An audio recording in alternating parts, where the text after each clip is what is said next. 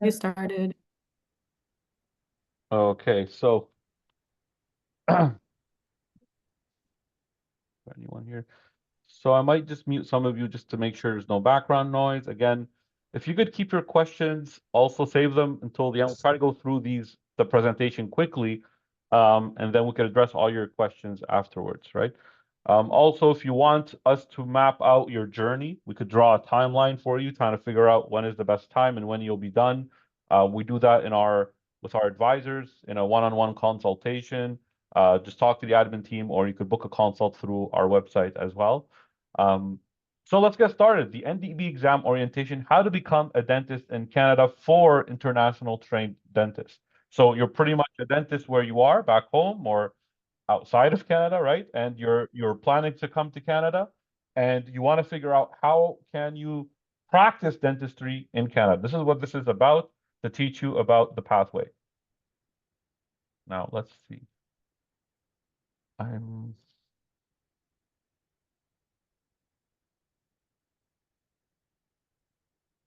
gonna chat on it.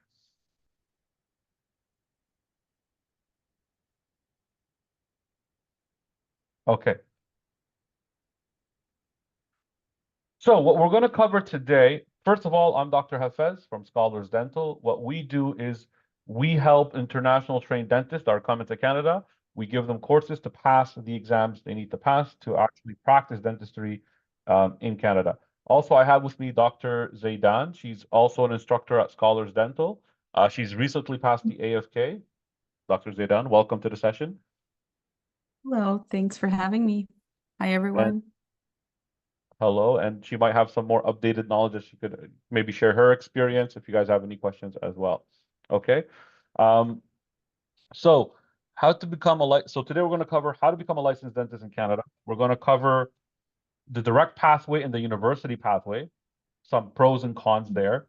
What is the NDEB and how to apply, when to apply, and which AFK to take. An upcoming event, as we mentioned, is our AFK. What is the AFK event and how to prepare for it? August 17th. So register for that one if you are, getting close to if you're like, going to take the AFK soon or planning to take it soon. So actually, I'm going to skip this part to make it easier and just get to, this is what the NDEB certificate looks like. So if you want to, try to put a goal out there with your name on it, envision this, and you want to try to, this is what you're going to be working really hard towards. Okay. So getting this NDEB certificate will, after that, you're pretty much done and just applying for your license. Okay. So I'm going to start from here, just to kind of make it simple. If you are internationally trained dentist, meaning you are a dentist back home, and this means you have to be a dentist. Not sometimes people contact us, they're in their third year, right? That means you can't start this process yet. So once you're done, you're a dentist, you're a practicing dentist, you have a degree. When you come here, you have two pathways. Okay, so one is you will go through if you're from a non-accredited dental school, you have to go through what we call the equivalency process, the NDEB equivalency process. And once you complete that process, then you could take your board exam that gets you the NDEB certificate. Okay. Now, some of you, just in case you are an internationally trained dentist, but you are from an accredited dental program, I've had this situation where they contact us. There's not much for you to do. You're lucky, okay? You just have to go do your board exam, your OSCE, and that's it. You don't have to go through the NDEB equivalency process, okay? So who's an accredited program?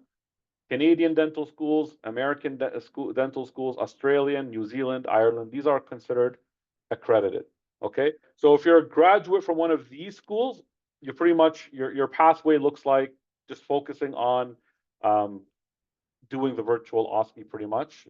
You don't have to go through AFK, ACJ, and NDECC. Just to give you an idea of what happens in the accredited pathway. So for example, someone here in Canada, what do they have to do to become a dentist? They would have to usually go to university for 4 years.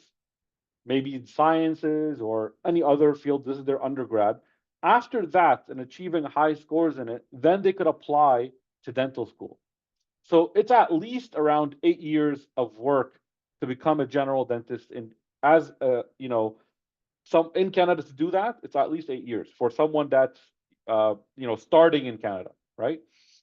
So why do I like to present this? Is that a lot of people look at the NDEB and start, saying, "Oh my God, why are they making this so difficult? Why is it prolonged?" Just think about what the local dentists have to do as well. They have to go on a long journey to become a dentist.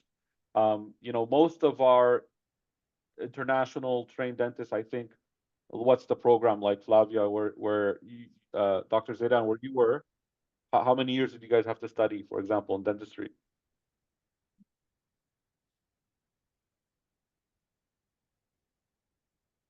Dr. Yeah. Zaidan, are you there? I'm just asking you, like, For me, yeah. back in, I'm from Brazil originally, and Mhm, back home we go straight from high school to dental school. mhm. So you just, Yeah. And how there's long one was exam. dental? Dental school, it's 4 or 5 years, depending on which university you go to. Mine was 4 years. So I went Mhm. straight from high school to university, and in 4 years, I was dentist. I graduated super young. And yeah, it's completely different from here. You see that they have to go through Yeah. a lot more. And also their grades are being evaluated since high school, right? That all Yeah. counts. I think they have to get like high scores in all their subjects in the undergrad to, because it's No, their but final even like GPA high that school, I think so. Yeah. from high school to the undergrad program, and then the Yeah. undergrad program, they also have to have like high scores, high marks, Yeah. then dentistry. It's a lot of Yeah, work. so Yeah. And it's also, like, completely different. where I did dentistry, we also entered after high school, but we had like a one high school exam internationally, Mhm. and you have to just ace that exam. You could get into dentistry. It was 5 years. So we're all kind of, if the NDEB process takes you 3 years, it's still kind of fair.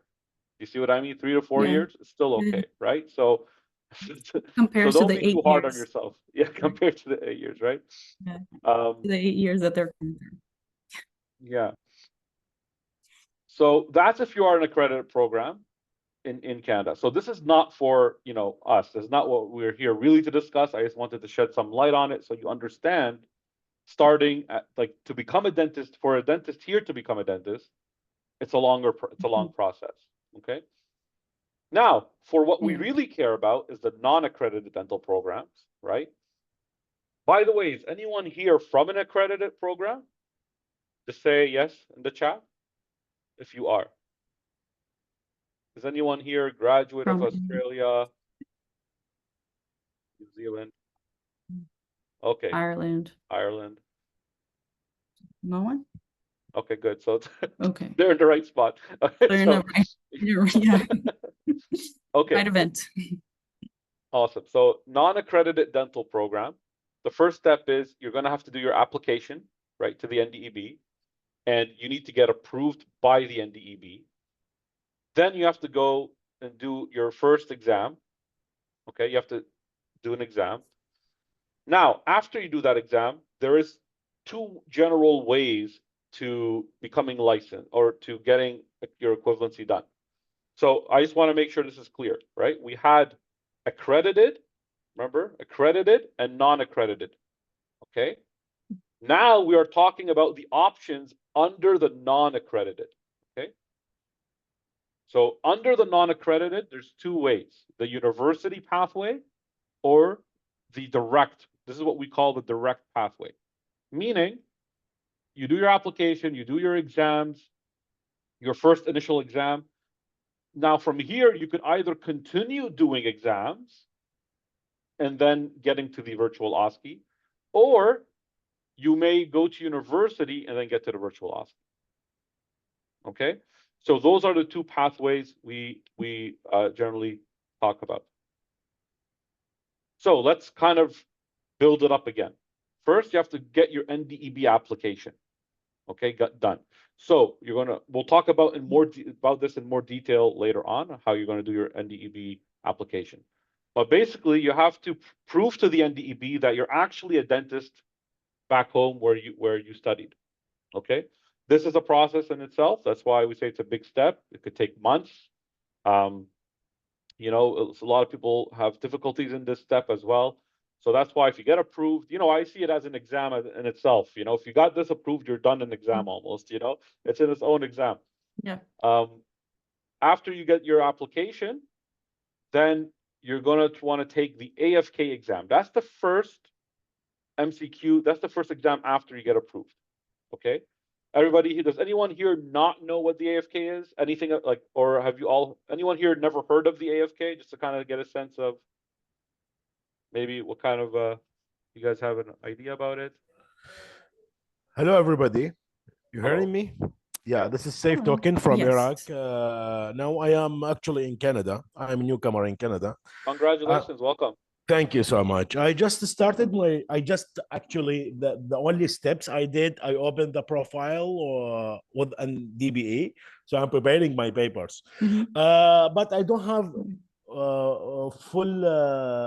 it's like full vision about the FK exams, how it's coming and what is included. Okay. Yeah. Okay, great. So what you want to do is register for our AFK event on Yes. August 17th. We're going to explore in detail the AFK exam.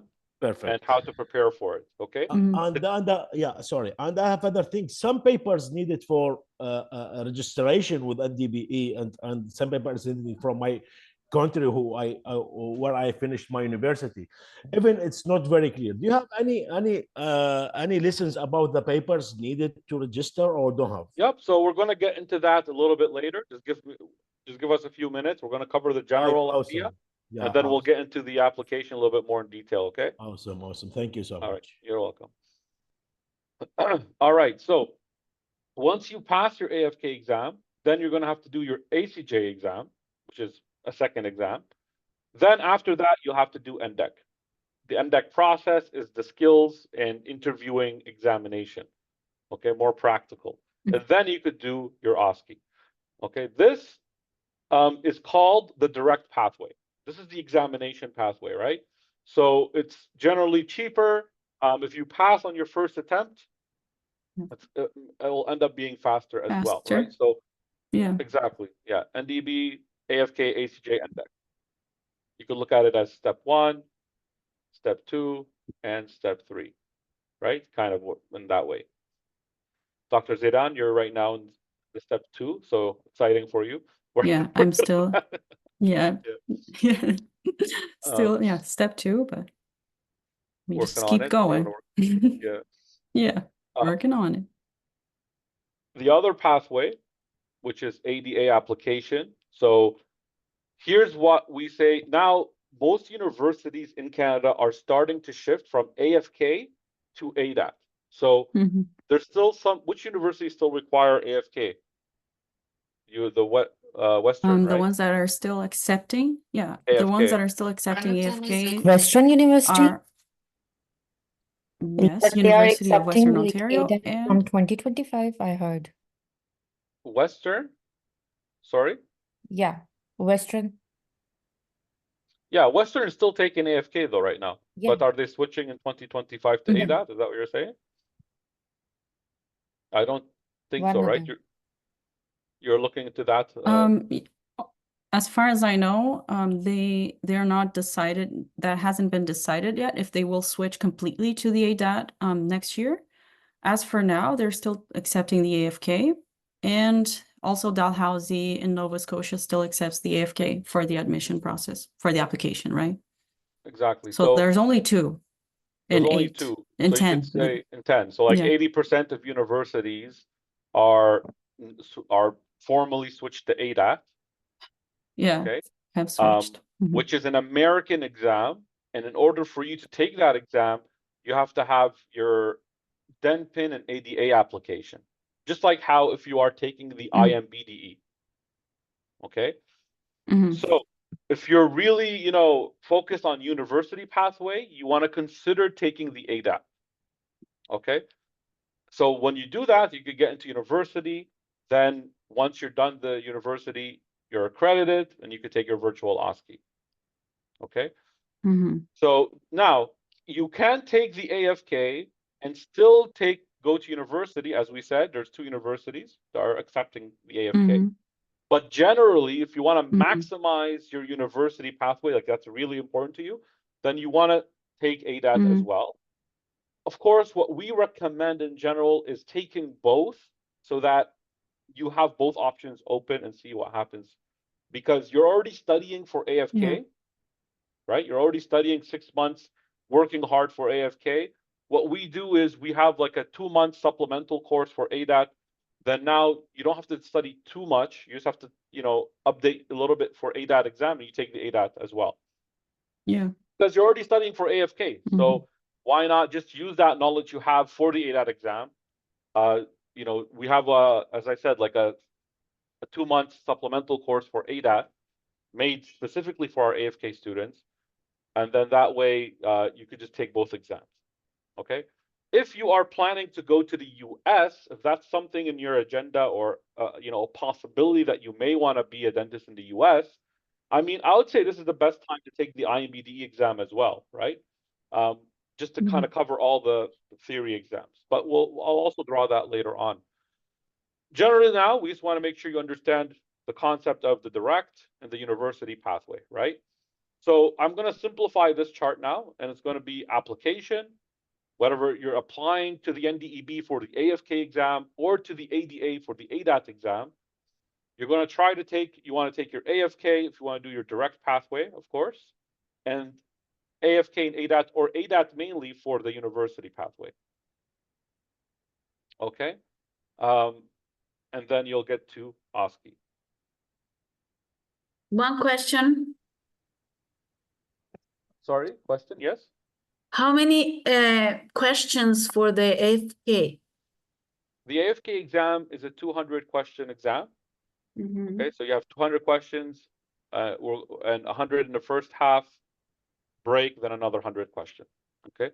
We'll give you an idea of a little bit of each exam after we finish the NDEB process generally, and then we'll also talk more about it in the AFK event. Okay. Mhm. So if you decide you want to go the direct pathway, right? So you want to do AFK, ACJ, NDECC, you're looking at around 50 to 80,000 possibly in payments. Okay. And it might take you 2 to 3 years. Of course, this could vary. Could vary from person to person. It depends on how many times do you fail the NDECC, for example, or pass it, right? Like if you fail the NDECC, each time you do the NDECC, it's around like 9,000 to do the exam, right? So Yeah. if you fail both, there's 2 components in the NDECC, SJ and skills, right? If you fail both, then you have to pay 9,000 again, right? So this is why, it varies from person to person. But I'm saying you want to kind of, I think the best you could get away with is 40 to 50,000 maybe, and 2 to 3 Yeah. years always usually 2 seems like, years. right? Like even 2 years is like Reasonable. really Yeah. good. Like that's the best you could Yeah. do with it, right? Mhm. If you're going to university pathway, I mean, then you're looking at payments toward the university, 150 to 150K in debt, probably. Mhm. It'll be around 3 to 4 years. For example, I know the universities say 2 years, or sometimes they say 3, but can I use you, Dr. Flavia, as an example, like to kind of say, if you're Absolutely. applying to Western Absolutely. now, when do you actually get in? Mhm. You're saying like, Yeah, because I have applied. I use my AFK and I applied for it. Mhm. And if I get accepted, I would only start September next year, so September 2025. And I have to exactly. do a mandatory course in order to be considered for the admission process. I have to do this $9,000 course. Then they will consider my application, and it would only start if everything went Mhm. well in September next year. Mhm. Yeah. So what exactly? So like a lot of people kind of, just read, oh, 2-year university, and then their brain goes that it's only 2 years. But realistically, you applying not. and getting in is like a year. You know, Yeah, like you apply a you're year before. and doing the AFK is another year. Also, Western Yeah. and Western is 3 years. Hmm. At Western, you have to go back 3 years. So I have to apply 1 year before. I only start in September, and then I have 3 years to go. Mhm. So that's why Yeah. don't feel like university is shorter in a way. Like to get in is going to be another year. Yeah. To get in, you have to do AFK or ADAT, so that's going to be another 6 months to a year. So it is it's Mhm. going to end up being longer, and it'll cost more. But you know, if you get in It here, will. you do get OSAP eventually, I think, in your 3rd and 4th year. But it's loans Yeah, as yeah. well, right? So Sorry, I have a question about this issue actually. I just was reading yesterday in one of Canada websites related to dentistry, and I just read it's the in university studying is reduced from 3 years to a few months. Is that correct? we're not going to talk about that because nothing's confirmed about it. I So see. yeah, we're not going to mention. We Yeah. heard about that's just all like talk. There's nothing actually implemented yet. Yeah, as for Yeah. now, We're talking as for about now, what's it's really happening right speculation. now. Yeah, I see. Yeah. Yeah, okay. Thank Okay, you. Yeah. no problem. So you don't want to rely on something that someone is thinking about that may happen, may not happen. Because yeah, we've heard Yeah, about it just as well. speculation as of now. Yeah. Mhm. So But yeah, hopefully the Dr. direct Hafiz, pathway. Yeah, tell me. I was gonna say, isn't it even possible to clear all the exams within like a year and a half? If you clear them all like on your first, We'll do it in like the it's timeline possible, right? section. Yeah, it's let's see. I Okay, have to yeah. draw the timeline to kind of actually see it myself. But yeah, it's a good point. Yeah, So when yeah. we get there, we'll see it. Can you do Mm. it in a year and a half, or does it require 2 years? We'll see. I think there's some luck if you want to get it done in a year and a half. Just to give you guys an idea of the Mhm. finances here, like I like to break it down. Your AFK and ACJ time is around like think about around you want to budget 12 to 15,000 for that.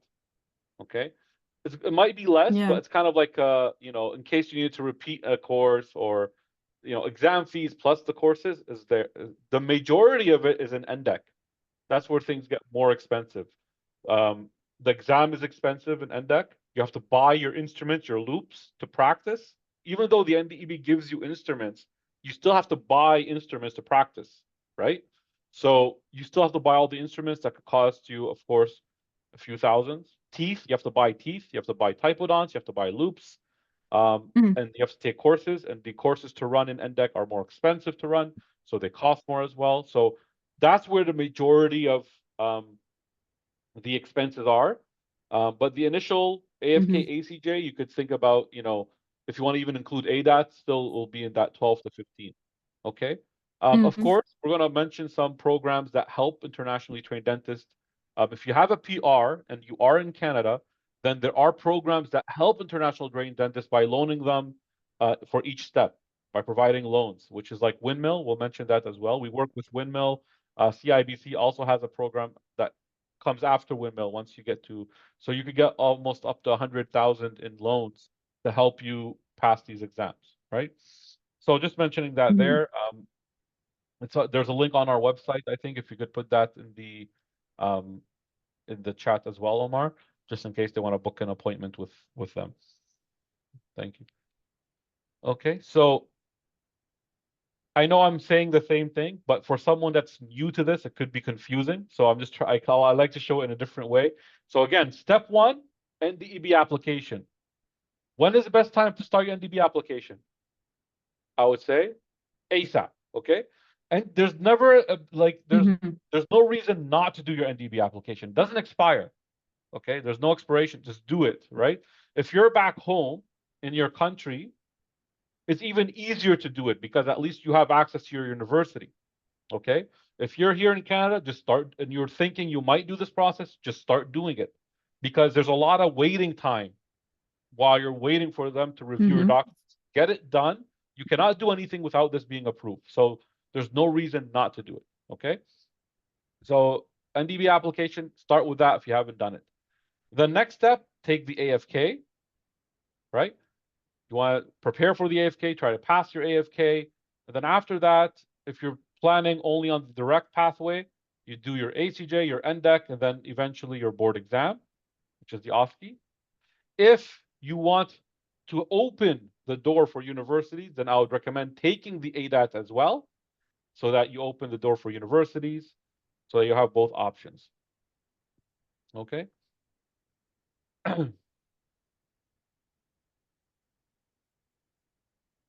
So we could do the timeline here. I know some of you are asking more about the documents. We're getting to that a little bit later, where we'll talk about the application more in detail. Okay. So just to give you, for some of you that are, you know, in a situation where you're thinking soon that you want to start your preparation, we want to provide this information because it's time sensitive. So let's talk about where we are right now, right? Let's assume, you know, some of you are planning to take the Feb 2025 AFK exam. Okay. And for that, we provide the September 2024 AFK course. Okay. So just a reminder, AFK happens twice a year, in Feb and in August. Okay.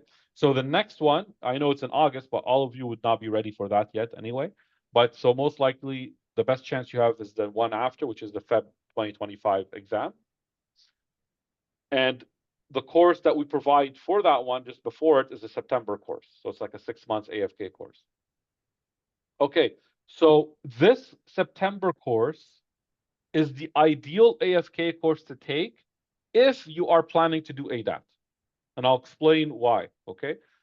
ADAT opens from, let me see if I could change the color here. So ADAT will begin, you know, end of March. So let's say April, just to be a little bit more on the safe side, to August. This is when ADAT is you know, you could take the ADAT, right? So outside these months, between August and April, there's no ADAT. Okay. So what we do is, for students, for our training dentists that want to do the ADAT, they take the September AFK course, try to do the AFK in Feb. Then we have the 2 months ADAT course that starts right after the AFK exam, like maybe a week later. And then that's the most efficient way to do this. And then maybe they'll take the ADAT in, you know, May or something. Between, yeah. Somewhere here. Okay.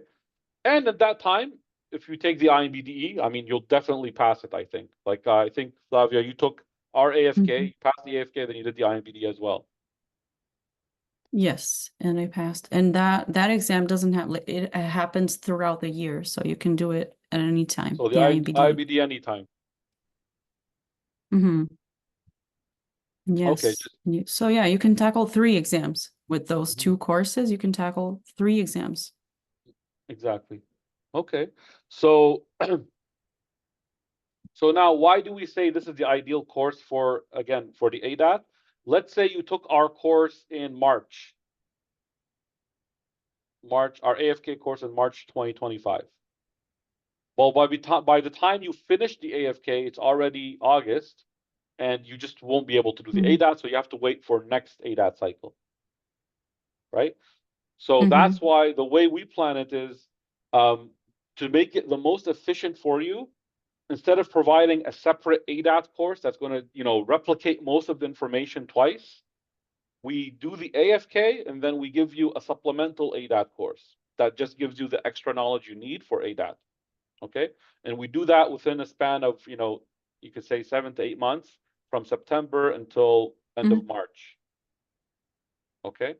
So that would be, right now, that's going on. So let's go back to the timeline to see if you could finish it actually in a year, 1.5 years. Okay, so let's, that's your test, right? You want to see if so if you pass the Feb exam, right?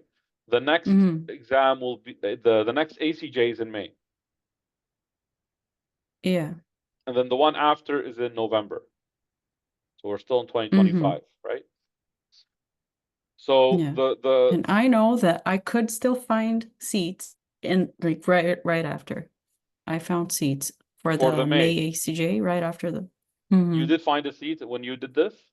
I did. I didn't take Okay, it, but I didn't but you take the didn't seat. take it. So what Yeah, so what but does that there are mean then? seats. It's possible. Let's try to clear out some, because some of them don't Yeah. know the problem here. The problem is, guys, when you finish Yeah, your yeah, AFK, you're waiting for your results for like 2 months. yeah. Mm-hmm. Okay. So a lot of Excruciating times, 2 months. in 2 months. Yeah. So our course for the ACJ starts somewhere in Feb. Like this is for you to practice for this ACJ exam. Yeah.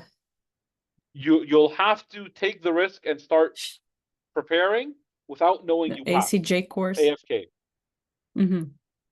right? So that's why a lot Mm-hmm. of people just opt out of not, aiming for this one, and then they aim for this one. Yeah. But Flavia is saying that Or yeah. it's really so if you were to practice or train for the ACJ right after the AFK, you would have then gone for it. Mm-hmm. Exactly. Okay. But yeah. But let's assume I think that's why the people are preferring to go for the ADAT, right? What do you mean? So people finish the AFK and go prepare for the ADAT because it's more Less risky. in tune. They Yeah. just learned that, yeah, less Yeah. risky, and yeah, So you still want to use that knowledge, right? majority of people then won't really pass this one because they won't take it. So let's say the majority are going for the November ACJ after Feb, right? So Yeah. let's say they do pass Mhm. this one. Then after that, you want 2 months to get your results. Maybe it comes out in end of December or Jan 2026. Mhm. So the best you could do is go for the Feb NDECC courses, and you need at least 6 months, Mhm. right? At least 6 months. Those, yeah, So let's draw a different timeline. So now from Feb to June. just to continue. Feb Mhm. to June No, or July 2025. 2026. No, now we're 2026, Oh, okay, yeah, you're like, right? okay, yeah. hmm I see. So if they get lucky and get a seat in July, exactly where they want it to be for the NDECC exam and pass it, right? And then maybe they'll get the results in 2 to 3 months. So right now we're in August and we're still waiting for we're almost in August and we're still waiting for results of the previous batch. So let's The say 2 June. months. They could probably do their OSCE in November, or they'll get their license somewhere in 2027 or early 2027. So let's count from here. Mhm.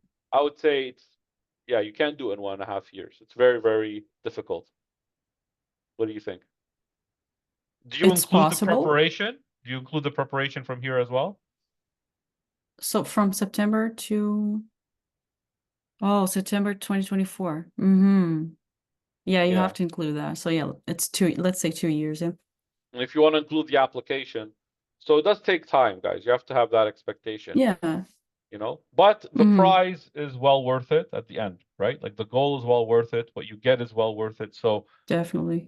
if you want this, you have to be ready to go through whatever obstacles you are that's gonna come on your way, right? So just trying the timeline for you guys. This is general. Again, we do this in one-on-one consultations. Dr. Flavia or Dr. Hajar, they would advise you and draw a map for your own journey based on how your situation is. So if you want to book a consultation with us, we'll send the link in the chat just so that you can. And someone will reach out and confirm the consultation to make sure, and we could map out your journey, a personalized, customized one for you. Okay? Yeah. So what kind of may I have one question? Just one question. Yeah. For this timeline that you mentioned, I want to know if, let's for example, you passed the ACG in May. Okay, you were confident in yourself and you passed in May, so you didn't need to sit to November. So the NDECC, when you're gonna take it, where is that in the timeline? So if you pass, okay, if you want to do that, what you would have to Let's do say. is actually take the ACJ course here, even though you're not sure you passed the AFK, and pass the AFK, get a C. Let's say you did all that and you were able to pass it, right? So you passed this one. The next one would be our next NDECC. So then the results is around 2 months, so May, June, July. So you might be able to take NDECC in August. On Okay, August so 2025. yes, Yeah. you'll take the NDECC course, not the exam, the course. So that's The you'll course start your in training. August. Okay. Yes, And- you'll start your training. That's at least Yeah. 6 months. So you might be able to take the exam And early that, yeah, 6 months. 2026, right? Okay. The Is beginning. it February, the Okay. exam? The exams are happening always. So count 6 months from August, like Okay. August, September, October, November, December, Jan. That's 6 months of training. Maybe you get your exam Right, in yeah, Feb yeah. or March, right? If you get your exam in Feb or March and pass them, then you could get your license, I would say late 2026, more realistically, right? Right. What 2 about years. what about the Yeah, virtual so that would have OSCE? been 2 years. Yeah, I'm including the But what virtual OSCE in Oh. that, but I'm not mentioning it. So Okay. Okay. just because the virtual OSCE usually it happens 3 times, March, May, and November.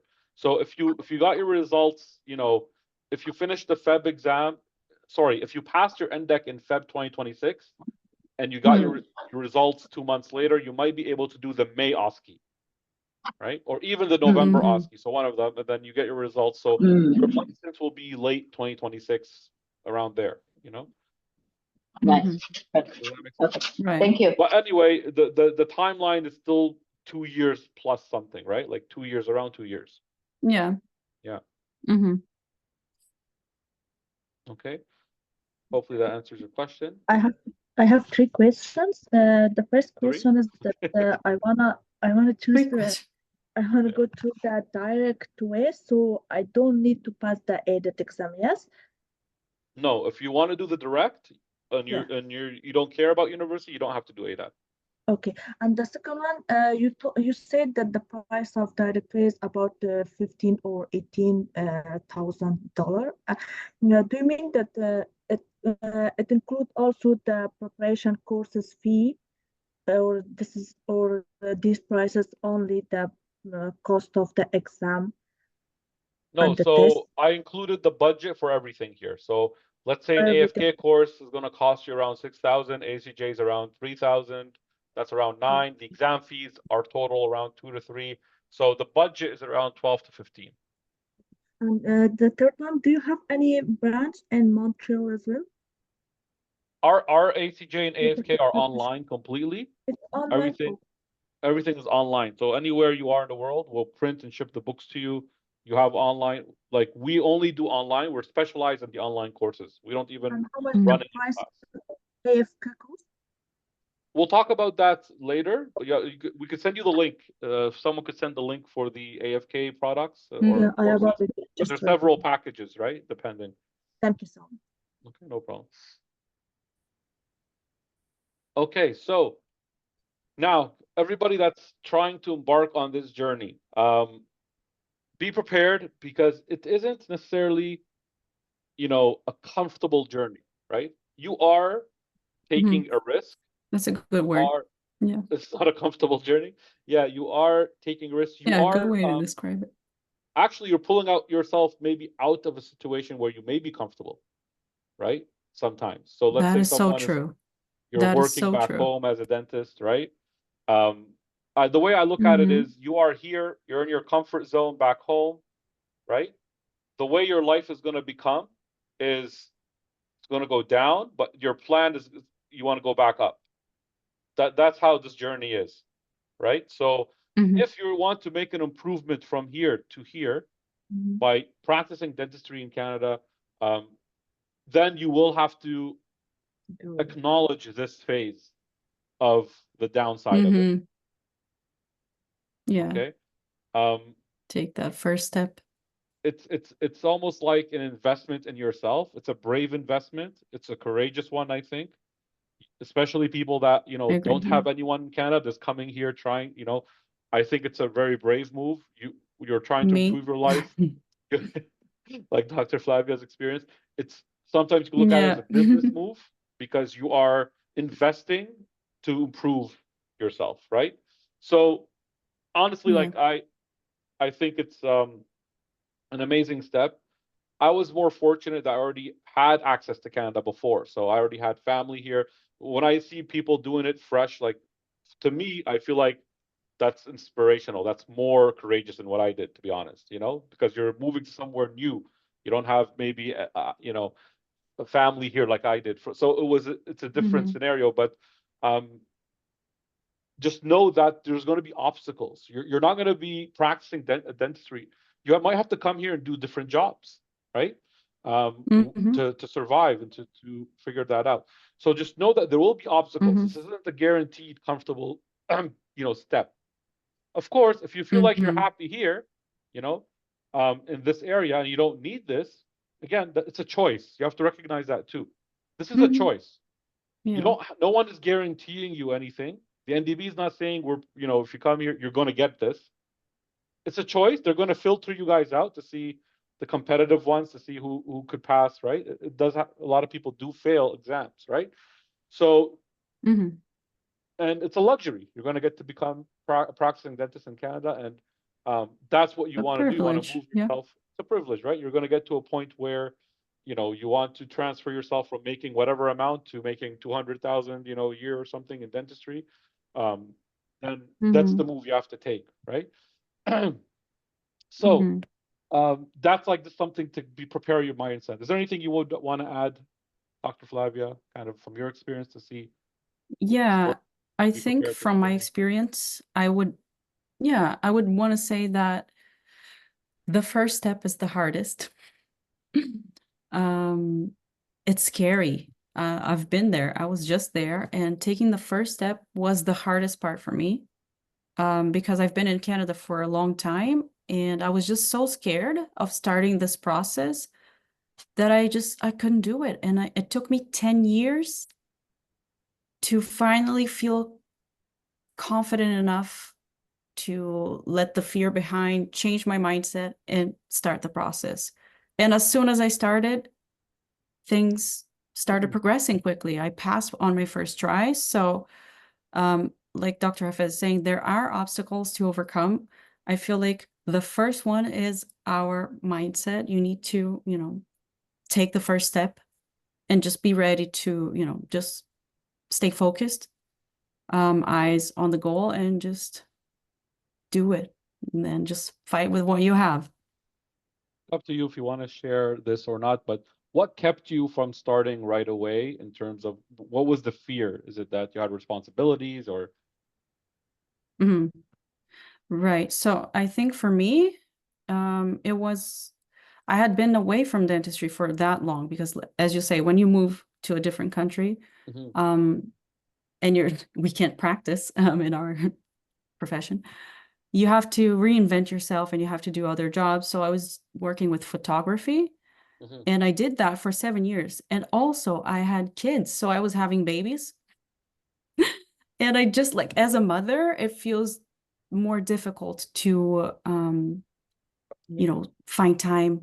It just seems like it's not going to be possible to find time, sit down, study, and retain the knowledge because there's so much going on, right? I have 3 kids.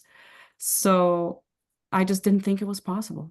And then I was motivated by some people that I met along the way, and then I took the first step.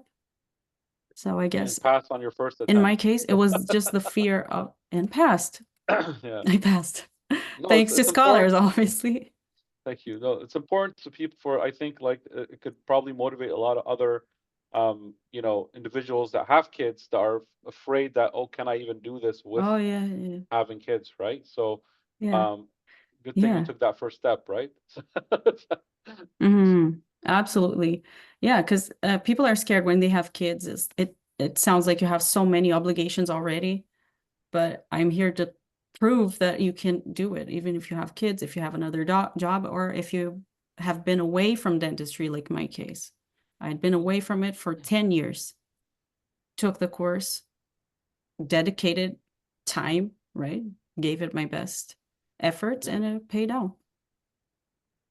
it seems impossible. Like someone has 3 kids as well, and it seems almost impossible. Yeah, it's possible. It's very possible. So yeah, just Yeah, we have to apply ourselves, change our mindsets, and just do and it it. might take some longer than others, right? Like not everybody could do it maybe in 6 months, but Exactly, that's yeah. okay. You work with what you have. Some Yeah, people try it in 6 absolutely. months, maybe you need a Absolutely. year, right? Mhm, So mhm. this is why we have these obstacles lined up here. You have 4 things that are going to stand in your way to get this done. Knowledge, finances, money, time, meaning like your own, how much time you have, and distance. Some people have that as like, okay, I'm abroad, So when it comes to Mhm. knowledge, that's where you could save yourself a lot of time by taking a preparation course. If you see people studying the AFK on their That's true, own, they're yeah. all over the place. They don't know what they're doing. They don't know what's correct and what's right. It's, where if you follow the NDEB reference list, good luck. Like, I don't know what to do. It's like you're not going to get anywhere How many books? with Like that list. 160 books? Like, I don't even know they so know yeah, their you list. need, so like if you follow that, and if you follow the text list, it's gonna take you 4 years to prepare, right? 'Cause Probably who's 10 gonna years. I read don't know. 160 books? It's Yeah, like, yeah. maybe, yeah, maybe more. Like you're reading on your own 150 books. So yeah, Yeah. not So the key, practical. taking a course that has the information summarized and the experience of getting you Yeah, through yeah. to pass the exam is going to save you a lot of time. So I would say don't risk it. Take a preparation course. Next would be, for a lot of people, could be the finances, especially if you are still abroad. Again, here is if you are you have a PR and you live in Canada and you are an ITD, this is where you could get help with loans from Windmill and CIBC. So Windmill, we have a link on our website. You could fill up a form and try to book an appointment with them. Once you have a PR and you're ITD? approved, sorry? ITD stands for Internationally Trained Internationally trained Dentist, dentist. just Yeah. in case. Yeah. Okay. Yeah. So if you get approved by the NDEB, they'll give you like, I think I have a chart here. So if you're approved, Yeah, they'll give you yeah. maybe, 25,000 to start. So that's enough to do AFK and even maybe to live off of it so that you don't need to work as much, right? So they're trying to help you save time that way too. Once you pass the AFK and you get to your ACJ, they might get you then CIBC takes over there. They'll give you another dose of, loaning. Then after that, if you pass the ACJ, they see that you're in the NDECC step, they'll give you a good amount here to help you buy your equipment, take the courses, take the exam, and then, it gets, I think when you're done that, they give you 15K for the OSCE. So overall, it's around 100+K of loans that you could get from this process. So contact Windmill, try to get through, you might need to contact them, then contact us again to get like a letter of intent that you are taking the course. Then they'll start saying, okay, since you're doing that, we'll give you the loan, right? So get things started with this. If you are in Canada, you have a PR. Of course, and the way we would Great help help. is by offering installment plans. We do offer convenient payment plans. If you register early before the course by a few months, you could do a payment plan. Is that okay? Okay. Yeah, he'll be back in. I think Andra, No problem. I got it. All right. So PR, yes, permanent residency. Gloria PR was 0, yeah. asking if PR means permanent resident. Yeah. Yes. They won't give you a loan if you're not You wanna like see- you can't just be, in another country and try to get a loan, right? So they want to see that you have a PR Yeah, here, you have an yeah. address here, right? Residing, yeah. Okay. If you are abroad and you can't get a loan, but you could afford to start taking courses, it's also there is a strategy where you could actually do AFK and ACJ from back home, where you just take your courses there, because we offer that online experience. And then you could come just during the exam time, do the exam, go back home. And if you're running an office there, you could do that as well, right? So this is in terms of financial help. So if you do need to plan for that, right? If you don't have any sort of financial help and you cannot do it, it's going to be very difficult. You're going to delay the process, right? Because every step you're kind of trying to figure out. So try to have a plan that how you're going to go about it. We do have sometimes students that are running their office back home and taking the courses at the same time, right? We do have people in Canada that are applying for these loans. So there's multiple ways of doing it. Okay. Mhm. So someone is saying, how do you study for NDECC if you are abroad? So I said AFK and ACJ, right? So the AFK and ACJ, Yeah. you could do that from home. You study with us online, but you come for the exams. When you get to NDECC, however, you do have to move. Okay, and I'll get to that. I'll explain that. You like NDECC, you're gonna have to do, the best way to do it is in the center. You want to come here, see the instructor, have them check your teeth, get a work check. That's something you want to do. You know, if you're not moving before AFK, then you do have to move when you want to do NDECC. Okay. Dr. Hafez, Sorry, I have I a have question. a just quick question. Yep. Oh, Quick, sorry, both quick. of you. No problem. Sorry. Sorry. So, for the windmill loans, if you have another loan from for another study, can you apply for the windmill loan? Can you do that? I think you can. I can't answer on their behalf. You have to check with them. Yeah. Just, you know, Okay. book an appointment and They have coach calls. Yeah. yeah, just apply for the loan, and you know, you don't have to Yeah. and see what the questions they'll ask you and take it from there. Okay. Yeah. Dr. Hafez, my question was, it may help them. So if they are moving here to study, to do the NDECC course with you, would you provide like a letter or something to help them get like a student visa, for example?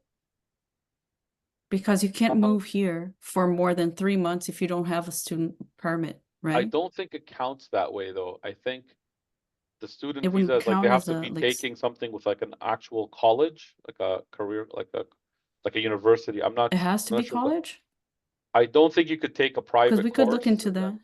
yeah, we could look into it, but ideally they don't want to be in that kind of mode of like you're not stable in Canada yet. You're doing all this. Hopefully they figured out your immigration process by then, and you want to try to get your PR or get some sort of you know, Right. something that you're stable here, right? But yeah, good point. Something maybe to look into, It's but something we could look into. Yeah. So Right. this is the strategy I was talking about. If you are not in Canada, you could still complete AFK and ACJ from back home using our online courses, and then move to Canada for your NDECC. If you do that, then you want to move to somewhere where you're close to the center. You want to practice at, maybe in the GTA, ideally, because most centers are there. Just so that you could, you know, our students come every day and practice pretty much. So, but this is a strategy to consider. Some people think I have to be in Canada to do the AFK. You could come for the exam on a tourist visa, but you could prepare for it from back home, you know? If you're already in Canada, I mean, doesn't matter. That's not, you could do it here as well. Yeah, that wouldn't be an issue. So that's the money factor. Now, the time factor, you do have to figure out how much time you actually have, right? So not everybody has the same chances. If someone is studying full time, it's not, they're going to be doing better than someone that's working full time and trying to study, right? So and then it depends on your individual ability. So there's a lot of variables here. But Exactly. at least one variable you want to know you do have is you do have time to study. It's time. I mean, yeah. Right? You need that time. I mean, Flavia made time somehow. So you could, with the way we run the, with the way our You can courses make run, time. it'll help you, right? Like we have it, our courses, AFK and ACJ is not, you know, fixed in-class sessions. You could do it online. Schedule. There's a formula, there's a schedule, but you have a week to watch the videos. I mean, how many hours were you able to get in a day for watching the videos? So yeah, the reason why I say you can make time is because, like Dr. Hafez said, the course is entirely online, and there's no fixed time for you to start or finish watching a lecture. So you can start watching a lecture on your lunch break. You get an hour in, then you can pause, go back to it later on once you're off work, and you can do it like that. That's kind of how I did it, but I had my full-time child. She was 1.5 years old when I started the course, so she was, you know, toddling around, just busy. But I was trying to watch lectures during her nap time or when she was, you know, entertained and happy. And then after all the kids were in bed. So I could get, usually during the week, I would get, what I committed to was 3 hours at least, like every day, every weekday. So 3 hours at least. And it sounds like, oh, I can't find 3 hours.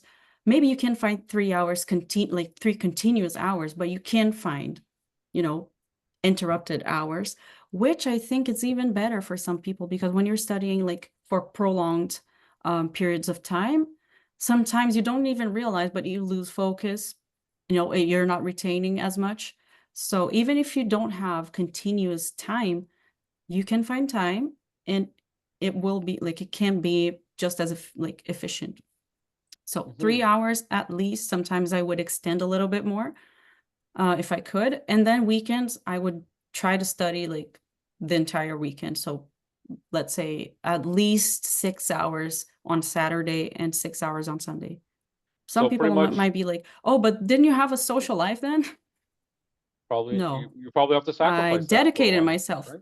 I did, yeah, I sacrificed that because my Exactly, yeah. priority was to pass the exam. So sometimes that's how you find time, right?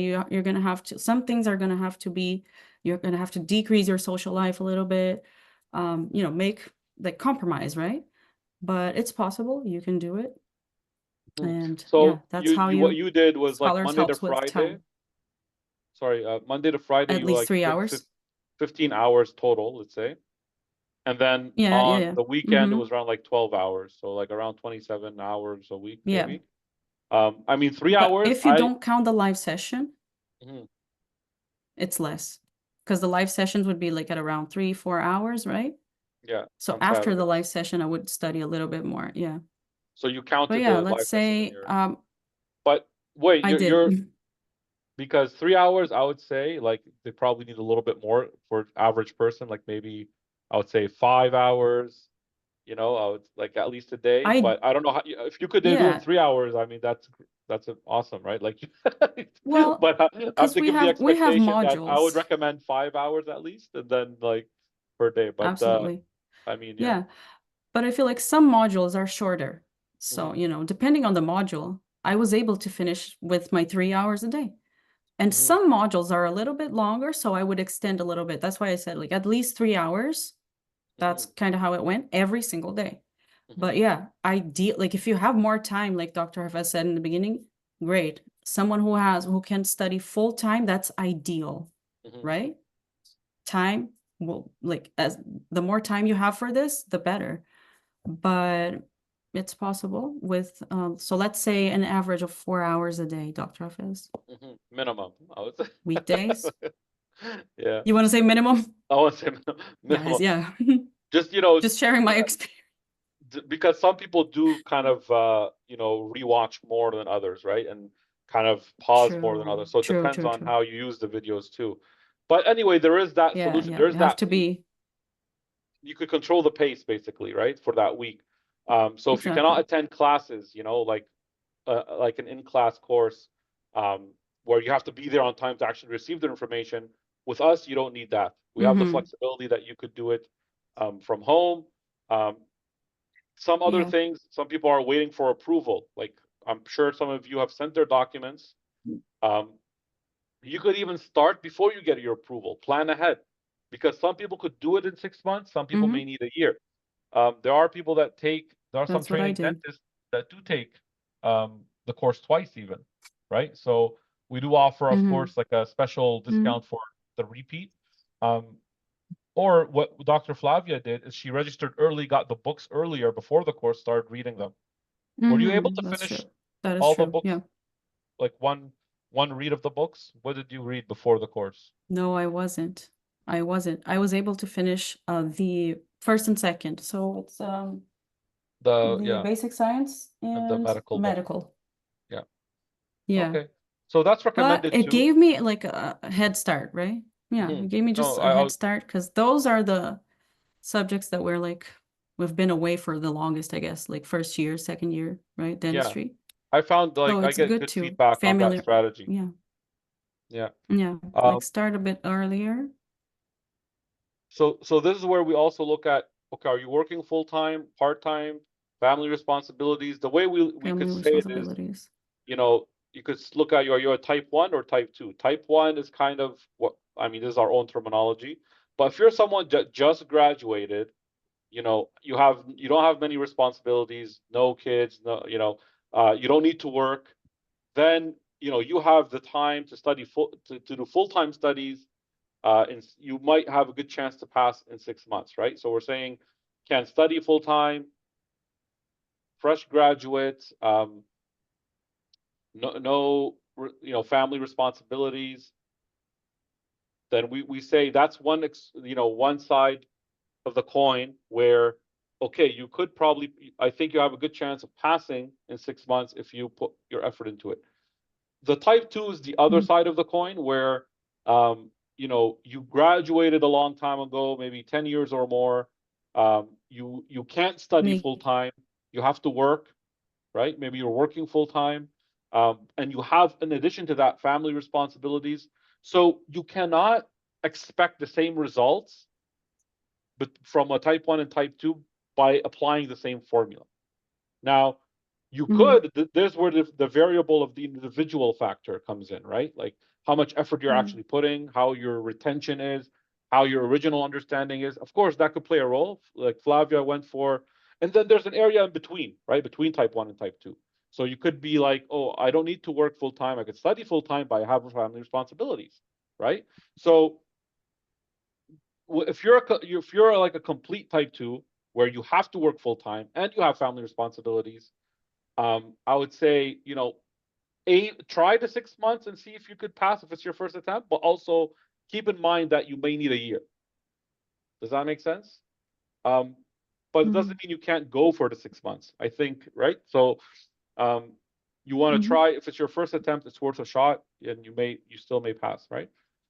So this is important. This is stuff we discuss also in a one-on-one consultation to see what your situation is, like where are you on that scale and what will apply to you best, right?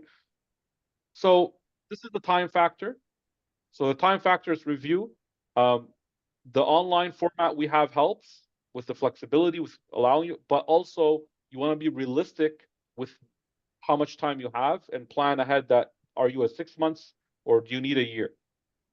So that would be also discussed. And then you have the distance, which is covered because it's online. So if you're anywhere in the world, you could access our courses, right? So you do the online course with us, which we believe that it's more efficient and productive for you than in class, than driving somewhere, wasting, you know, a few hours driving every time, missing things, having a bad day where you can't study, but you have to go to class. Online, you could control that. If you're having a bad day, okay, you study tomorrow. If you're not feeling too good, okay, you could study later, right? So the online will give you a better, more efficient and productive experience.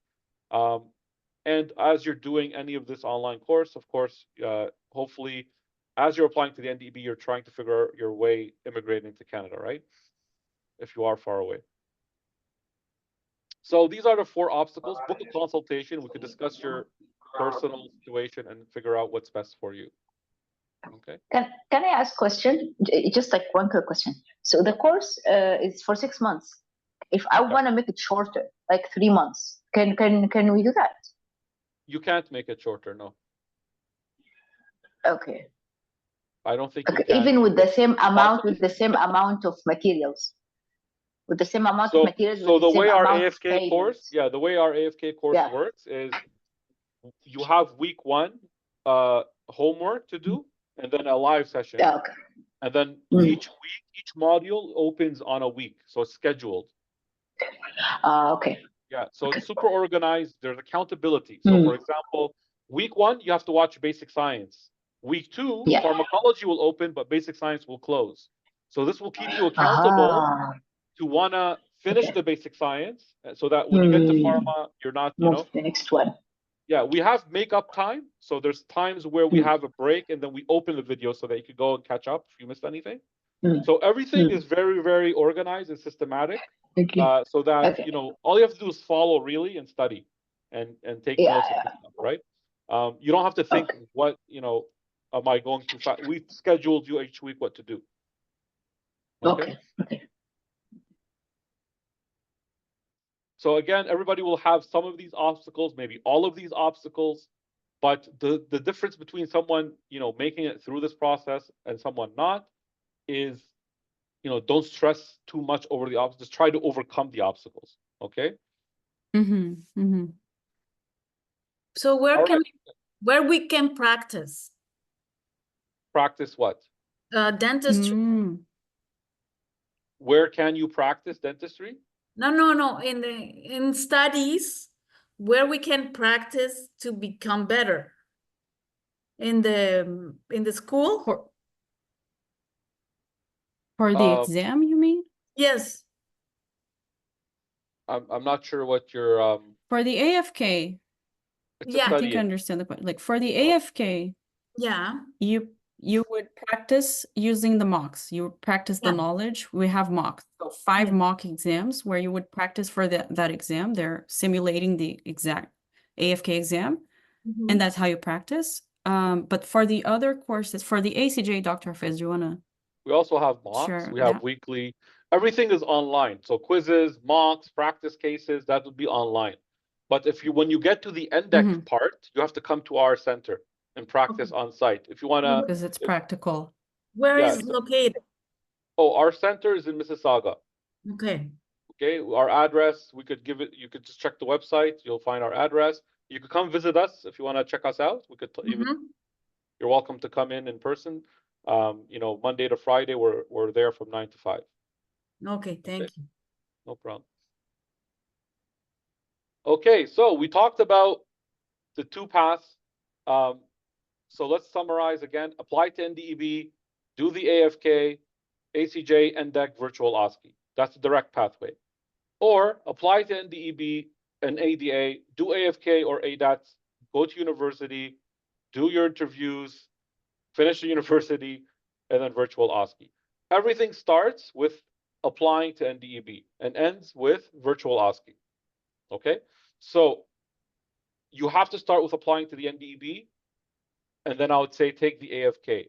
Only take the ADAT if you want the university pathway. Remember, while you're doing your application to the NDEB, plan out your immigration, figure that out in parallel as you're doing it so that you could, you know, by the time you're in NDEC, you're at you're in Canada, right? You have like In Canada, you have a stable life or a stable residence in Canada. The NDEC exams are held in Ottawa, but a lot of times students, when they go somewhere where it's a bit far from the center, they end up needing to move to the GTA to do the NDEC course.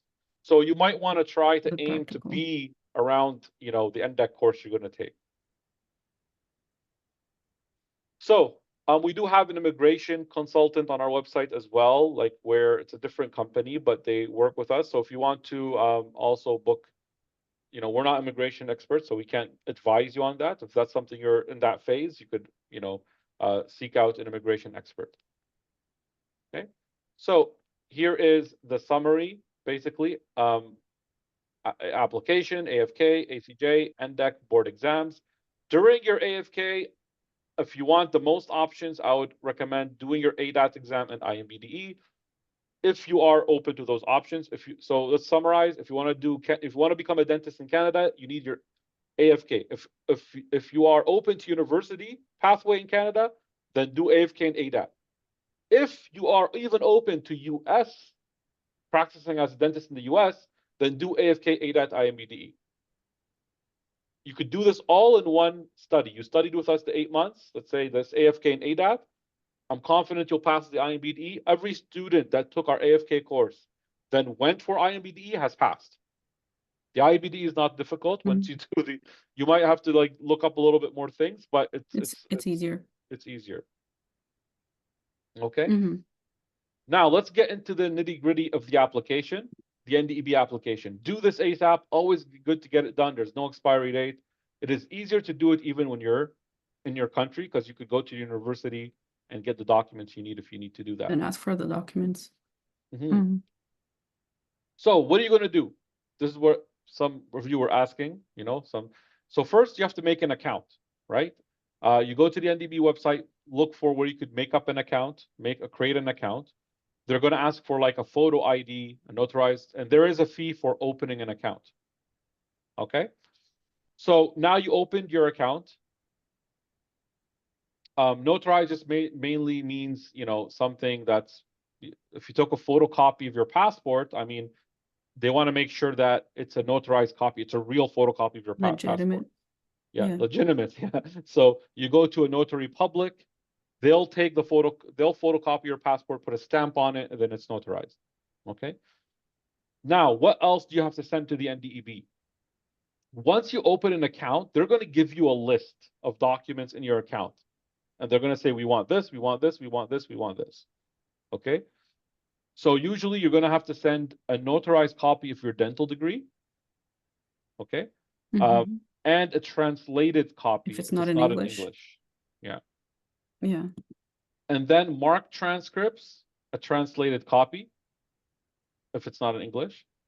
And there's going to be a marked transcripts from directly from your university, which, you know, in some cases is difficult, right? Some universities are not very social with other, you know, universities. Like, they don't really have a mailing address or something, Yeah. right? So hopefully your university can send out a sealed marked transcripts. One more thing, sealed, this envelope has to be sealed and sent from the university directly to the NDEB. Okay. Mhm. One student told me once, sorry, I like to call them training dentists. So one training dentist was saying once,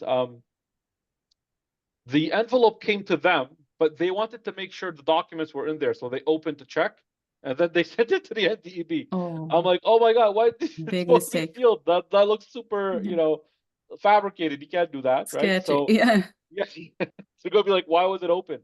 So it has to be sealed and Yeah. sent from the university to the NDEB. There's a document called the confirmation degree, which the NDEB gives you that you have to fill up, send to your university. They fill up and send it to the NDEB. I'll explain that one a little bit more in detail. Okay, these are the main things. So what? Dental degree, transcripts, and then the sealed stuff, which is transcripts and confirmation degree. And then a translation, excuse me, a translation where translation is required. Now, there's extra stuff. So let's say you worked in a country, they would want a good standing, meaning that you didn't cause any problems there. The more countries you worked in, Yes. the more good standings you're going to need. Each country you have to show a good standing. Mhm. There's some extra documents from certain countries, like an internship. So let's look at some of these documents just to kind of, I'll share my experience, and if you want, Dr. Flavia could share also any details here that you think would be helpful. So I had my original degree. I did a lot of stuff when I was back home that, you know, oh, I got documents. Most of them didn't really work. So when you're here, you have your original degree, go to a notary public. I think it'll cost like $10 per document, and ask for a notarized copy. So they will photocopy it, right? And then put a stamp. So what does this mean? This means that someone licensed has looked at your degree and saying that this is actually a legit copy of your original degree. Okay. I made a few of them. I'm like, let me make a few just in case, you know, it's good to have these. Now, what I did with my translation is I had a copy of the degree, a photocopy of the degree, and a sworn translator created a translation and, you know, put them together. So the notarized copy of the degree is like a single document. The translation is a copy of the degree with its translation. Okay, let me give you to make sure this is, because I made this mistake. Sounds I confusing. sent this, yeah, I sent this, right? And I thought that was enough to be a translation and the degree. But they said, no, that's not considered a degree. That's just a translation, right? So if you have a You need copy of to the have it degree, notarized. yeah, if you have a copy of the degree with its translation, this is all called the translation document. Okay, you still have to send a separate copy of the degree. Okay, so you're going to send a notarized copy.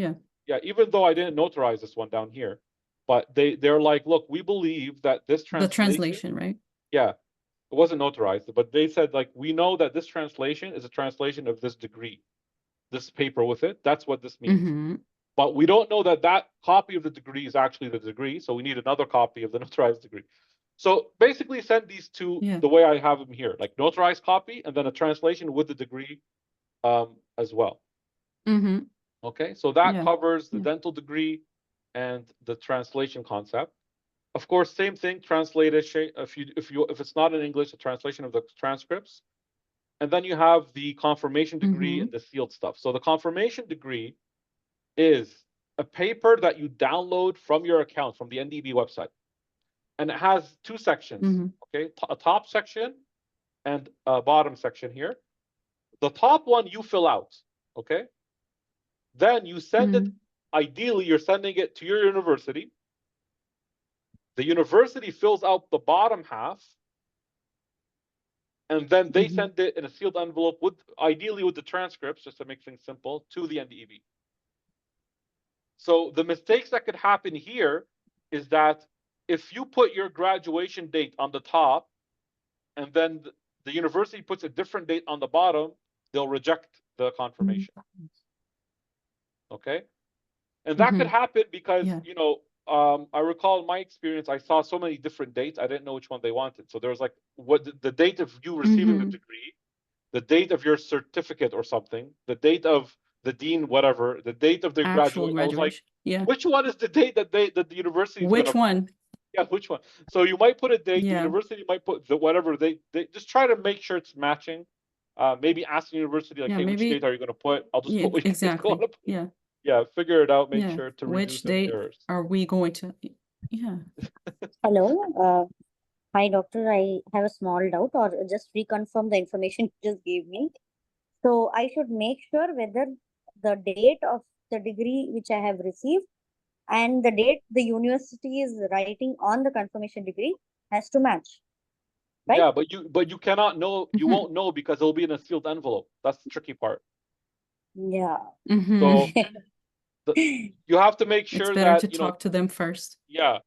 Or if you are, you know, near your university, you could go in and say, hey, can you just like tell me which date you're going to put so that we know are on the same page? Or if you have a friend on your behalf, or, you know, Okay. Email to- them even. You So can it's email them better and to ask. communicate before, communicate with the university people before applying or writing my date on the yeah, if your confirmation. date is This form, simple, the like you confirmation. have one date, then just use that date and hopefully they have the same date. Like it might work out, right? Oh. But if you're confused, Yeah. then maybe double check. Okay. Thank you. All right, so that's the application process. So I just have a question before going to the other part. Actually, I just need more clarification about good standing. What does mean good standing? From this is taken from university or place was I working on? It's from the like licensing body. So it's like you know, in Arabic It's a they'll call it statement of good Hasan Suluk, standing. right? So yeah, it's a statement that's saying like that, you know, you didn't have any Commit any issues. crimes or any yeah. I see. This is from my country government. You mean I don't have any crimes or anything, right? I think it's from the dental In body. my case, it was from a state. Oh, it's from your state? Yeah, okay. well, the So dental it's body nothing. in my No. state. It's not from your dental like college, like your like the RCDSO here, for example. Yeah, back for me, I think, because if you're working in different countries, you have to figure out that I didn't have to do it myself because I didn't actually practice back home, so I didn't have to do it. But if you practice, any country you practice in, you have to get one. You have to figure out that country who's given it to you, right? So I can't tell you for sure who's going to give it to you in the countries. Okay, but you have a link if here. it makes it easier to understand. Right? You have a link here that you could put in the NDEB website, where you go and you select your country. And they might show you. And they'll show you what documents you need. And then there's another link where you could book a consult with them to see, right? But yeah, that's good. yeah, I think that could help. Again, But yeah, everything the we're saying licensing here, body, I guess. yeah, like for me, I think it's the licensing body, right? So anything Yeah. we're saying here, guys, you have to double check it too. Things change a lot. Sometimes they switch things up. So what you want to start with is opening your account, and then they'll tell you what list of things you need. And then you just go from there, okay? So once you send all your documents, now you're just waiting for approval. Sorry, so let me finish this part, so we'll get to the Q&A very soon. So you're going to wait for your approval, and you cannot really apply for any exams until you get approval, okay? So I'm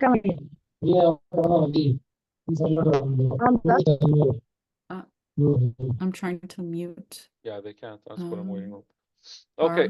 I think, yeah, they were having issues. No problem. You cannot apply for exams without. So, but what we recommend, even if you're waiting for your approval, it's a good time to start studying for the exam, because why waste your time not increasing your chance of passing, right? You could begin before your approval. If you think you might need, more than 6 months, it's always good to get the book, start reading, and then, get accumulating that knowledge, okay? Again, you could book a consult with us and we could help you figure out what's the best for you. So again, this is what your account will have. Each document, it'll say either not received, received, under review, approved, or rejected. Ideally, you want all the documents to be approved. And great, now you can apply for the AFK. Okay, there are some other things in some cases, like if you have, it's impossible for you to get a degree from your country because there's a war going on, like you might want to talk to them. There's maybe other ways that they could help you with, but that's something, an exception, not the common rule, right? Okay, so someone was asking about the exams. I'm just going to give you an idea about the exams. The AFK, we have an orientation coming up in August, right? So book that, register for that one if you're interested in AFK very soon. And our course starts in September. So if you want to take the September course, I would recommend getting yourself started so you could get the books on time and even earlier, okay? So you could start reading a little. The AFK exam is a 200 question MCQ exam. You have 100 questions, break, then another 100 questions, okay? Straight up MCQs. Nothing like everybody has done MCQs usually in their university. Now, ACJ, the assessment of clinical judgment, yes? I have a small doubt. I did. Hi. Hello. Yeah. Yeah, for the AFK 200 MCQ, how much of the score is needed to be considered as passed? So it used to be 75%, but now they don't give you a score if you pass. They say pass or fail. Okay. So it's a pass and fail, but it's 75%, technically, but there is a rescaling system. So if everybody gets a low score, then they drag people up. If everybody gets a high score, they might drag people a little bit down. So you could say it's, you don't want to, you could make 25%, like you could make 50 questions, you could get 50 questions wrong, but that's depends on how many people got those questions wrong as well, right? So they say 75%, but you want to aim for higher to actually pass. Think of it that way. Okay. You don't want to screw up the easy questions. Yeah. We'll talk about that in AFK orientation more. The ACJ is mainly clinical cases. This is a unique exam. Very Canadian, like, you don't see this everywhere the way it's done. You have like 15 options. More than one option could be correct. If you get the wrong option, you lose the question. If you get, 2 options correct out of 4, you get half the question. So you need to learn, one of our training dentists kind of, the way he said was ACJ is not about the knowledge, it's about how to take the test. So it's a new way of a different way of taking the test. There's a lot of radiology, like half of it is, or more than half of it is radiology. They'll bring you x-rays, you have to see cavities. If you're unsure, you shouldn't answer, because if you're incorrect, you lose the question. It's a question. Or game, like kind of like exam. You need to learn how to play that game. Yes, kind of. Exactly. And then you have You the mean NDECC. that's the EMQ system? that deduct from the correct answers? That's the one No, with the no, ACG? not exactly. Not deduct. So not exactly. They only deduct from the question you're answering. Okay. So yeah. So the Okay. question you're working on could either be a 0 or a 1 or a So half. you don't take the minus to the other question. No, it doesn't affect the other question. But if you get one wrong in Okay. that question, you lose the whole question. Yeah. But Okay. it doesn't affect Okay. other questions. Yeah. Mhm. And then you have NDECC, which is 2 components: skills.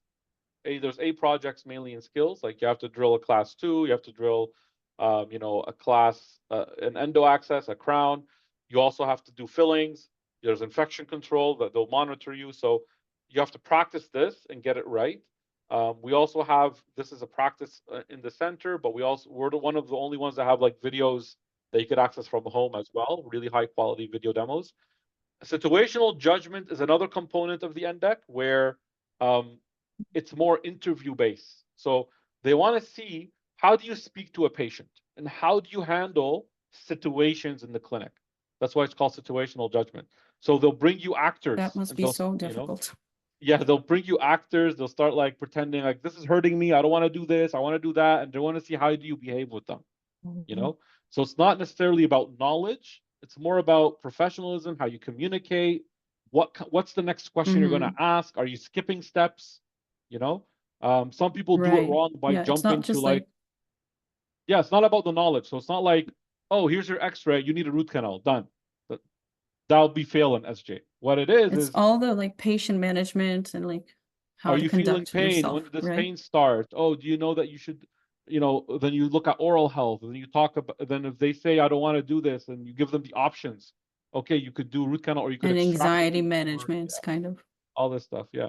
Yeah, So it's still fun. Like if you like, you interesting. could you'll enjoy doing it. Sounds but fun. Yeah. Mhm. So that's the Yeah. that's the NDECC. And then you have at the end the board certification, which is the virtual OSCE. Okay, virtual OSCE gets easy. It's kind of a combination of AFK and ACJ together. So don't worry about virtual OSCE. Okay, everybody freaks out, and Yeah. I tell them, if you did the NDEB process, virtual OSCE now is easy for you That because you should did be AFK easy. and ACJ. Yeah, like Yeah. those were harder to pass. Okay, so timeline, important dates. Know when your documents were received by the NDEB, because I think they start reviewing them maybe like there's like 4 to 5 months or 5 to 6 months after they're received. They kind of say they'll be approved within that time. So know when your documents were Yeah, received 20 so you could weeks. gauge. They say 20 weeks. So I don't know if it's faster now, but they give themselves that time up to 6 months. So from the time Yeah. they've received them. That way you could plan realistically which AFK you could take, right? Know your AFK exam dates, right? They're in Feb and in August. So kind of understand that. Very important, know the AFK exam registration opening date, because that's when a lot of seats get booked. And time. Yes, thank you. And time, right? So let's say the AFK for Feb is opening in, September. I don't know, a date, 10 a.m. You will find that, probably all the seats get taken in the first hour. Now, I'm not sure if that's getting better now. In your cycle, was it still that way, Dr. Flavia? It was, right? It was still like it was crazy. Yeah. still that So, way. However, some people withdraw from the exam, so you can still find seats as, the days pass. Sometimes you find seats in areas where you couldn't before. Like you'll find seats close to the exam date in Toronto, like in locations that were like gone like in minutes, within minutes during the registration. So But there's yeah, always hope. you have to know. It's good to, there's always hope, but it's good to be aware and register as soon as you can, right? Know the closing date for the registration, like when it's impossible to register. So like if you think you're not going to be approved by that date, then there's no, like you want to you could still study, but you'll plan that you're not taking this AFK, the one after, right? And know your course start dates as well. So know these dates so that you know, and this is something we go through with you one-on-one in the consultations as well. So everybody, where to start? We provided a lot of info here, just giving you kind of summarize. Yeah. if you haven't done anything yet, some of you are more advanced, so if you haven't done anything yet, open an NDEB account, work on getting approved, plan immigration. Okay? Now, there's like a lot of administrative work, right? So this is how you wanna Mm-hmm. then Yeah. you could do that while you're preparing for the AFK that you think you will be taken. Mm. You could predict this. You could kind of predict, okay, if I do this, which AFK do I think I'll end up taking? And then when you decide that, give yourself time that, okay, the AFK I'm going to be taking, I could start a year ahead. And then, you know, if I, the way I look at it is, if this is the AFK I'm planning to take, maybe I could start a year ahead. And maybe if I get lucky, I could get this AFK. And I'll take my chance on it. That's If what I happened to pass, me. tell us your story then. Might be more relatable. That's what happened to me. Yeah, because I started the course without having my NDB profile approved. I just started the course because I thought I would need, as you've heard my situation, I thought I would need a year. So I started the course aiming for the, so I did the February, but I was aiming for the August AFK. So you did this course Right? here aiming for this exam. For that, yeah, for that AFK. However, my documentation was approved in this December. So I took it was the September course, right? I registered early, okay, because I thought I would need more time, right? Then my documentation was approved in December. And luckily, I found a seat for February. Wow, that's Like, so luckily. like everything Yeah. lined up. Yeah. So everything lined up. However, I just went to that exam because it was going to be my first attempt. So I just went to the exam thinking like, I just want to see what it feels like to be in the exam, to, you know, how I'm going to manage my time, the anxiety, see how the questions come out. So I went with no expectations of passing. And I think that helped me because I didn't put that pressure on myself that I need to pass. Oh my gosh, I'm going to fail. I thought I was going to fail for sure. I did my best studying, but I thought I was going to need the additional 6 months, right? But I just went for the February exam and it worked out. So this can happen, right? Just aim for like a year, maybe. Exactly. Like Start like Dr. where Fizz was saying. a year ahead. Start and ahead. then- Yeah. I would say the usual And formula this could I happen. like recommend is if it's your first attempt, right? And let's say you're planning for a year, but you kind of get lucky and get a seat in the exam 6 months in your preparation. If it's your first attempt, it's worth it's your taking the first. risk, right? Go for it. Take it. You know, like how Flavia did, and hey, pass, that's great. You saved yourself so much time, right? And headache. But also have the expectation, like how she did that, okay, I might fail this. I needed more time. If it's your second attempt or third, then I wouldn't risk it. I would say take a year. Because that's where things get scary. Yeah. If someone comes to me with a second attempt or third, I would say, you know, the best thing I could advise is to over prepare. A year. Because Yeah. my goal is not to be in the third attempt. That's the scariest thing. Like, you don't even want to be close to the third attempt. So if it's already your second attempt, treat it like your third attempt, you know? Yeah, great tip. Okay, and if you want, for ADAT, you want to open whatever account you need there in the ADA, and that's pretty much it. So again, book your free consultation, and we could do a one-on-one chat and map out your journey, and we'll take your questions. I'm just going to take 2 minutes. Let me actually end the recording here as well. Yes. I just